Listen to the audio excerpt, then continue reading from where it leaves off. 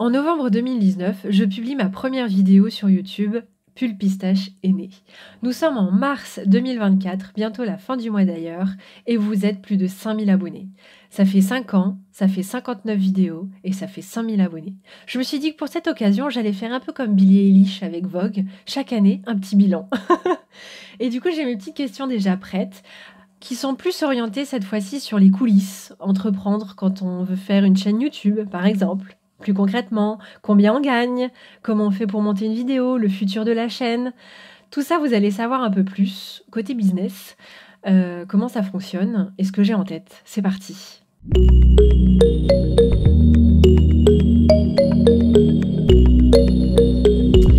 Alors, la première question sera statistique. Ok, bon, un bilan évidemment, ça commence aussi par des chiffres. Sur YouTube, il y a 5 vidéos qui ont l'air de vous plaire énormément. Sur YouTube, ces 5 vidéos, elles me font bien marrer. Pourquoi? Vous verrez. Je vous explique. Sur ces 5 vidéos, il y en a 1, 2, 3 où elles correspondent à une idée que j'avais en tête sur YouTube. Quand vous créez votre chaîne YouTube, vous vous rendez compte qu'il faut être régulière. Sauf que c'est pas mon cas. Bah non, évidemment. Quand on est très créative, la régularité, c'est pas forcément notre truc. Du coup, je m'étais dit, ok, réfléchissons aussi un petit peu plus loin, mais peut-être que moi, je ne serai pas régulière, mais il y a des thèmes qui seront régulièrement recherchés sur la barre de recherche. Et c'est du coup ce qui s'est passé. Vous êtes un tiers à regarder et à découvrir la chaîne YouTube parce que vous avez tapé dans la barre de recherche comment créer une marque, comment faire une collection de vêtements, comment dessiner un vêtement, voilà, des petites questions comme ça. Et ce qui fait que j'ai une certaine régularité dans des vidéos qui sont là depuis très longtemps. Si vous les regardez au niveau du montage, on est sur un level, wouhou, mais ça ne change pas le fond. Et on va commencer par le top 5. Et la 5e vidéo qui vous fait toujours le plus plaisir et qui est utile, c'est comment faire un dossier technique. Cette vidéo-là, vous l'adorez. Et je pense que vous, en plus, vous la regardez jusqu'au bout. Donc, vous êtes 10 000 à l'avoir vue. En sachant que moi, je regarde les vidéos, je les qualifie de successful en fonction de nombre de vues, de nombre de clics qui a été, de la régularité depuis le temps, et puis des commentaires. Donc le dossier technique, vous adorez. En 4e position, évidemment, il y a le thème de l'argent. Combien d'argent il faut quand on démarre sa marque de mode? Et c'est la vidéo du budget. La vidéo du budget, vous êtes 11 000. On passe un petit level au-dessus et on arrive sur le podium avec le tuto passage de pince. Ouais, le tuto passage de pince, ça vient au départ d'une amie, c'était pas du tout prévu, elle comprenait pas le passage de pince et je me suis dit, mais en fait, quand tu dessines, t'es obligé de penser au passage de pince dans le design de ton vêtement, dans ton stylisme, même si tu fais pas forcément de la confection, faut bien que tu cases à un moment la poitrine, les fesses. Homme ou femme, nous ne sommes pas une pizza, un flan ou un rectangle tout plat. Donc, le passage de pince, vous êtes 17 000. Enfin, du moins, j'ai eu 17 000 vues, pardon, je vais y arriver. On arrive sur la médaille d'argent. Et là, certains vont dire « Hein ? Je comprends pas !» Et oui, il s'avère que j'ai fait des études en master marketing-vente à l'IAE et pour ça, il faut candidater. Pour candidater dans le dossier, il faut avoir fait un examen et c'est l'IAE Score. 3 heures sur le thème du français, de l'anglais, des mathématiques et de la culture générale qu'il faut bien évidemment connaître d'avance et donc s'entraîner. Et j'avais partagé cette vidéo pour dire voilà comment vous faites, enfin comment moi je fais, etc.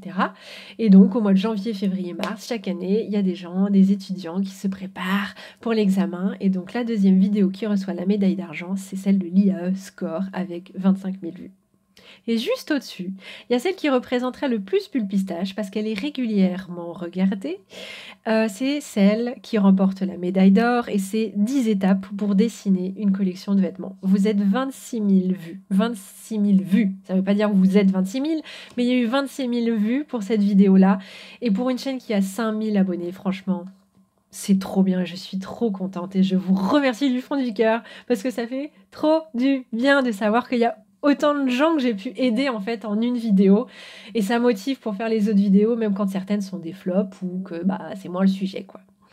Donc voilà pour les stats concernant YouTube. Vous êtes un tiers à regarder de façon organique, donc sans que j'ai à payer de la publicité pour vous sauter aux yeux. Maintenant, il y a d'autres stats que j'ai sur mon petit papier quand même, c'est celle du site web. Sur le site web, vous avez des documents à télécharger et dans ces documents, les 2 les plus téléchargés, ça va être comment calculer le prix d'un vêtement et puis aussi, les proportions d'une silhouette quand on veut faire un croquis. Voilà, c'est les classiques. Quand on passe maintenant à Etsy. Etsy, c'est ma boutique que j'ai créée en novembre, en 2020, pardon, rien à voir, et dans laquelle je mets en vente le dossier technique, un kit marketing, un kit de collection de stylisme, un service de consulting et d'audit. Je mets pas forcément tout en avant, mais le dossier technique, bah, c'est mon best-seller. Donc si on regarde toujours un peu dans les stats, il y a 120 ventes, 4 étoiles sur 5 sur la boutique Etsy et 80 qui viennent du dossier technique. Donc un grand merci. Mouah. Je sais qu'il y a 80 personnes qui ont téléchargé et qui se sont dit ça j'aime bien, c'est pertinent pour tout le reste de ma collection. Une autre stat, ça va être celle des réseaux sociaux. Celle des réseaux sociaux, il faut savoir que... attendez, je regarde juste un truc. Ça filme encore. Les réseaux sociaux, il faut savoir que moi, j'ai envisagé un tunnel de vente, mine de rien, pour éviter de vous éparpiller de partout. Il y a Pulpistache qui a une présence digitale, donc présence sur les réseaux sociaux, sur le site web, tout de façon organique, c'est-à-dire que je ne paye pas de publicité sur Google, sur LinkedIn ou autre. Et après, ça vous amène sur ma chaîne YouTube. Et après, ceux qui veulent encore plus aller loin vont sur ma boutique Etsy. Donc ça fait un entonnoir, c'est ce qu'on appelle un tunnel de vente. C'est très très commun et ça peut vous être utile aussi pour votre marque et entreprendre. Donc, il y a les réseaux sociaux. Pour les réseaux sociaux, Pulpistache est présent sur LinkedIn, où il y a 52 abonnés. Et en fait, pour moi, LinkedIn, c'est une façon de vous donner des contacts de fournisseurs, de conseillers, de modélistes, que je réunis petit à petit au fur et à mesure de mes recherches, pour après vous dire, bah voilà, à bon entendeur. Comme mon directeur d'école de mode souvent disait, à bon entendeur quand il passait une info, et j'aime énormément parce que je vous donne cette info que moi j'estime pertinente quand vous créez votre marque de mode et que, ma foi, si vous voulez utiliser le contact, why not? Libre à vous, à bon entendeur. Maintenant, il y a Instagram. Instagram, vous êtes 250 abonnés et il y a des choses qui m'ont fait bien rire récemment sur Instagram. Il y a des vidéos que je mets peut-être 30 minutes à faire. J'ai 200 vues et c'est déjà très bien. Par contre, il y a des vidéos où je fais la danse de 2 secondes et je me dis, allez, ça va jamais marcher, mais pour le fun, 800 vues. Bam. Voilà, vous avez adoré la vidéo où je faisais une petite danse de la joie, donc peut-être que je vais continuer à danser pour vous. À chaque fois qu'il y a un nouvel abonné, bim, une petite danse. Non, quand même, j'exagère un petit peu, je serais quand même bien occupée. Mais non, je suis bien contente, mais il y a des choses qui me font rire sur Instagram là-dessus, c'est les jolies surprises de l'entrepreneuriat. Et maintenant aussi, je sais que je suis aussi sur TikTok, j'essaye. Est-ce que c'est pertinent pour moi d'aller sur ce réseau et de prendre du temps? Je ne sais pas. Et il y a par contre un autre réseau qui est intéressant, c'est Pinterest. Pinterest, ça fait 14 000 vues mensuelles et 32 abonnés. Voilà. Donc c'est des gens où quand je regarde sur YouTube, il y a des gens qui viennent de Pinterest. Quand je regarde sur ma boutique Etsy, il y a des gens qui viennent de Pinterest aussi. Et il y a moins de gens qui viennent depuis Instagram que depuis Pinterest. Donc parfois quand on entreprend, il faut savoir aussi sélectionner ses réseaux. Et j'avoue que sur Instagram, je ne suis pas non plus quelqu'un qui prend le temps de vous expliquer un peu ma vie privée ou autre. Et puis il y a une chose aussi que j'aimerais rajouter toujours dans les stats, c'est en 5 ans, j'ai aidé 7 marques. Et il y a la 8e, je viens de voir un mail, il y a la 8e qui va arriver. Alors c'est des moments où je les aide de A à Z sur leur projet, soit c'est au moment où ils démarrent, ça peut être des visios, ça peut être des grands et longs échanges mails. Et dans tous les cas, quand ça se passe comme ça, je suis très heureuse de me dire que j'ai aidé aussi 8 marques, bientôt 8. Et ça fait énormément plaisir de se dire que c'est grâce à YouTube. En fait, grâce à YouTube, et ça c'est aussi grâce à vous. Et à la fin, tout revient aussi vers vous, hein. Faut pas, c'est un échange de bons procédés. Et il y a une autre info aussi, mais ça, elle est encore toute fraîche. Ceux qui sont sur Insta, ils l'ont vu depuis peu. Il peut m'arriver de donner des cours parce que j'ai une chaîne YouTube. Et enseigner et donner des cours dans l'enseignement supérieur, ça fait toujours plaisir. Parce que vous verrez plus tard ce que je pense de l'enseignement dans la vidéo et de la formation et autres. Et pour moi, c'est très important. On passe au prochain ticket. Le prochain ticket, combien de temps pour faire une vidéo? Combien de temps ça te prend pour faire une vidéo? Alors ça dépend de chaque personne, il faut le savoir. Mais néanmoins, il y a une étape qui est la plus grande et qui est la plus longue, c'est le montage. Alors après, ça dépend des gens. Il y en a qui vont parler, qui vont très bien parler, qui vont structurer déjà d'avance leur texte, etc. Donc ça peut gagner du temps. Bref, voilà comment moi je m'organise quand je crée une vidéo. Premièrement, je prends 15 minutes pour regarder où j'ai mis mes papiers, surtout dans le bout d'une feuille où j'avais une idée de prochaine vidéo, cachée dans un tiroir au fin fond. Donc déjà, ça prend 15 minutes. Ensuite, il y a le script. Chose très importante, le script, c'est pas forcément rédiger mot à mot tout ce qu'on va dire, mais c'est au moins structurer quelques phrases, quelques bullet points qu'on va mettre. Parce que je sais que Pulpistache, vous adorez ces vidéos aussi, parce que c'est très structuré dans l'apprentissage. Donc maintenant, j'ai un petit peu la pression, quoi. Il faut que ce soit quand même bien structuré. Et moi, ça me permet de savoir, voilà, j'ai toujours mes notes. Vous voyez, là, clairement, j'ai les notes de cette vidéo.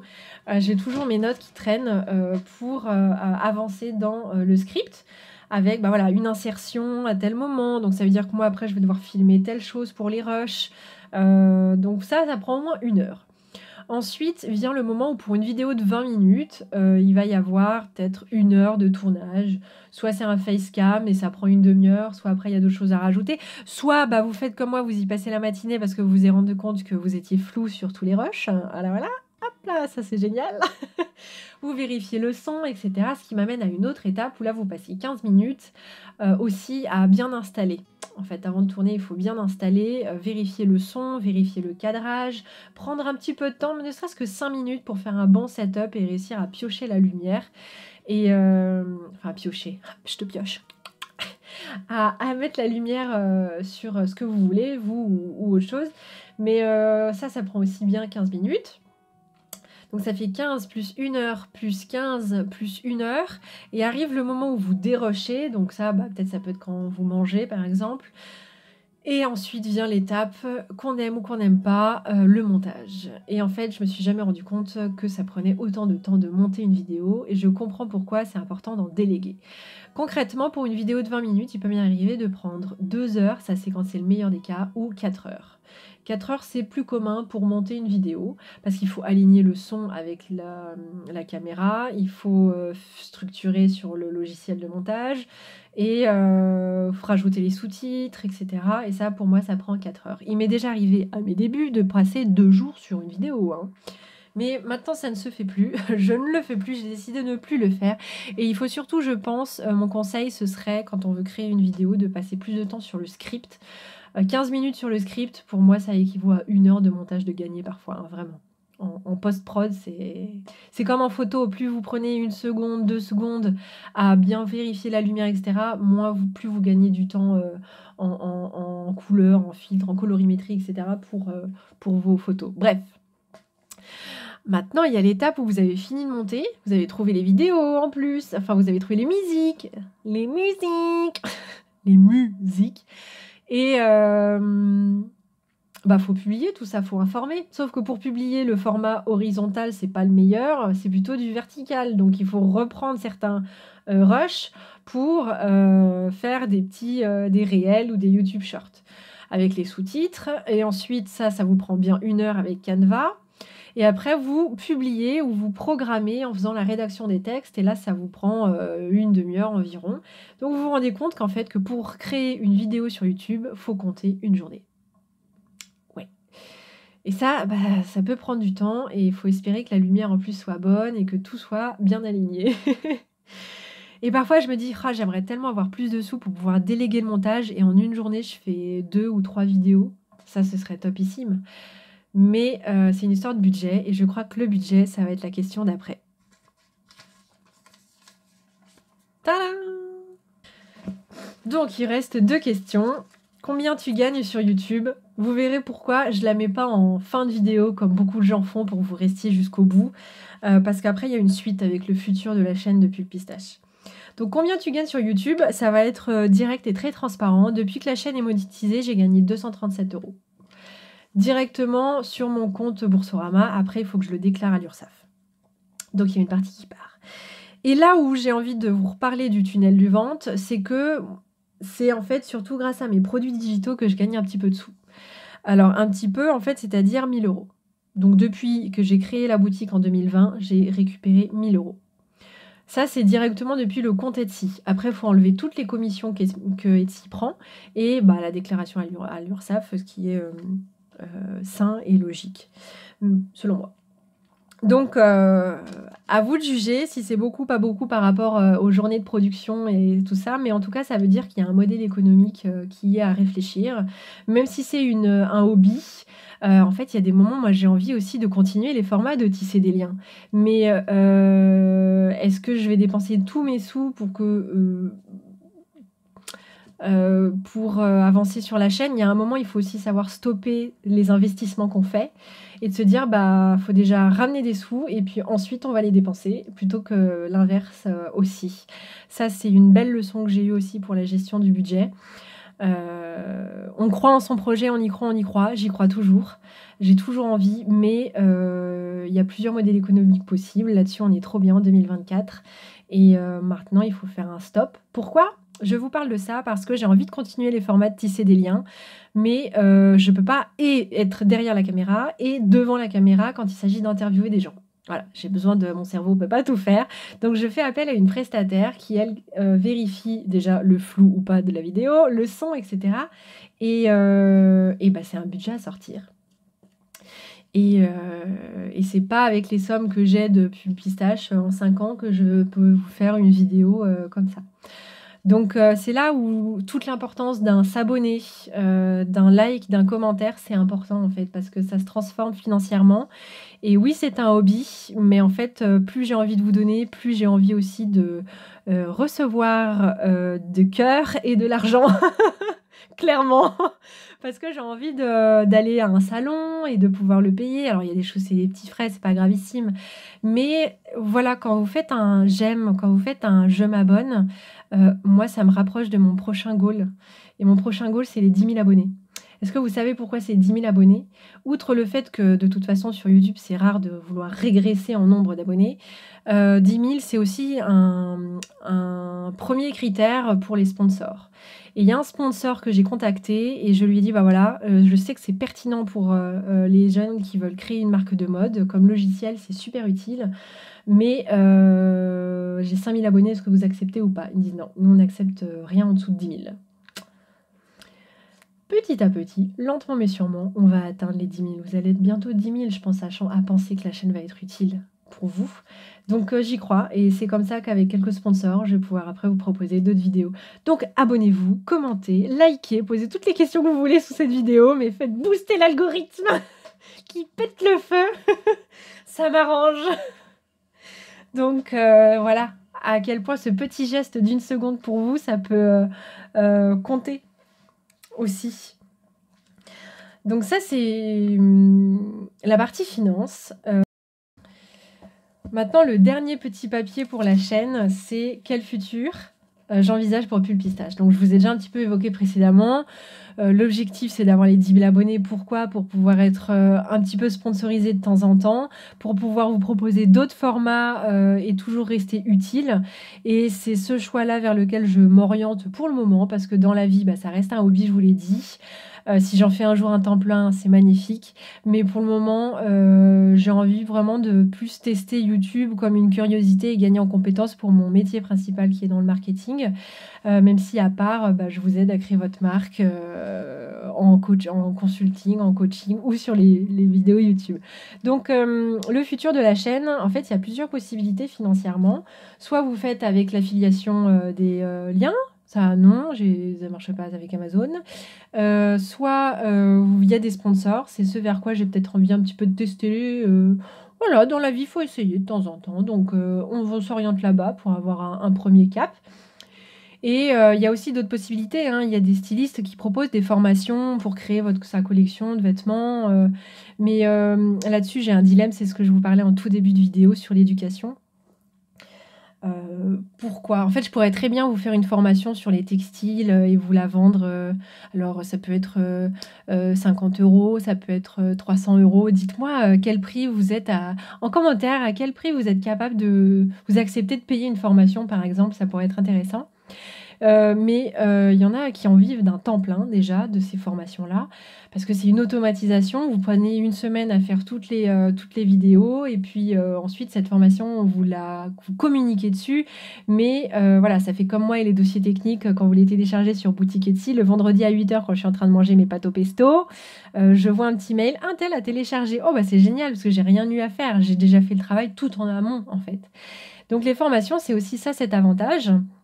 Plutôt que du one by one quand vous faites, du consulting où, bah, 1 heure et demie de votre temps, c'est 1 heure et demie de votre temps à tel prix, au lieu de faire, un travail de groupe, ben, vous avez qu'une seule personne. Mais bon, ça, c'est des choix. Il y a des formations qui sont, bah, à 900 €, à 1 000 €, à 500 €, et en fait, moi là-dessus, j'ai un petit dilemme. Donc je disais donc, pourquoi? Parce que je suis fille de professeur. En soi, c'est pas un dilemme du tout, mais j'ai cette petite valeur quand on à la trentaine, peut-être qu'un jour ça changera, où pour moi, l'information doit être accessible pour tous, certes, mais pas tout le monde est capable de gérer ces informations-là, et de traiter les données de cette information correctement. Mais dans tous les cas, pour moi, avant l'information, il y a la formation et pour moi, ça doit être accessible pour tout le monde. Et voire même gratuitement. Parce qu'on est en France et pour avoir été dans plusieurs pays, pour parler à des gens qui sont arrivés en France en étant, indiens, espagnols, anglais, quand on se dit que parfois les frais de scolarité pour faire médecine coûtent moins cher que la pile de bouquins à acheter pour étudier médecine, c'est quand même impressionnant. Là-dessus, on est quand on ça change, je sais en ce moment, mais j'ai fait une école publique et j'ai fait une école privée. S-Mode, c'est 10 000 € l'année. Technique de commercialisation, je crois que c'était 200 € l'année. Donc ça change énormément. Ça ne met pas en valeur plus ou moins la qualité des formations selon si on paye plus ou moins cher. C'est une philosophie, de façon dont on gère la culture et son pays et son peuple. Donc outre, ces valeurs-là, bah, j'ai un peu du mal à faire des formations payantes. Mais je n'exclus pas, je ne ferme pas cette porte-là parce qu'à un moment, il faut aussi savoir rentrer des sous pour pouvoir vous proposer d'autres choses. Donc dites-moi tout ça en commentaire, ce que vous pensez. Si c'est une valeur qui existe encore actuellement. Mais, voilà, c'est pour ça que parfois je me dis: «Ouais, mais moi je fais des vidéos YouTube et je donne des infos qu'il y a d'autres personnes pourraient très bien faire payer 50 € l'accès, quoi». Mais, c'est pas le but de Pulpistache. Donc c'est un autre modèle économique que je souhaite pour le futur de Pulpistache. Qu'est-ce qu'il y a d'autre aussi que j'avais envie de dire? Voilà, en ce moment sur Instagram, je sais pas si ça vous est arrivé aux oreilles également. Sur Instagram, quand vous entreprenez, c'est très, très dur. Ou alors il y a un filon que je comprends pas et quand je me rends compte qu'il y a plus de gens qui regardent la vidéo parce qu'ils viennent de Pinterest que par Instagram et le temps qu'on passe à créer sur Instagram, ça me refait penser au livre je dois d'ailleurs lire, hein. C'est un petit livre de trentaine de pages, je crois. Vous restez sur une application qui est gratuite. Donc le but, c'est quand même de, rester, tout le temps, dans l'attention sur Instagram, puisque Instagram vend vos données à d'autres, à des publicités ou autres. Donc, le but, c'est pas de rester sur votre compte, c'est de rester sur Instagram. Pareil pour Etsy, et cetera. Et ça y est, on est arrivé à ce point-là sur plusieurs réseaux sociaux, ce qui fait que, ben, mes réels ont une portée de dingue vers des non-followers. Mais est-ce que je dois encore passer du temps à aller concrétiser ces gens qui ont vu une première vidéo, puis une deuxième fois, puis une troisième fois, pour ensuite aller leur dire: «Allez, abonne-toi».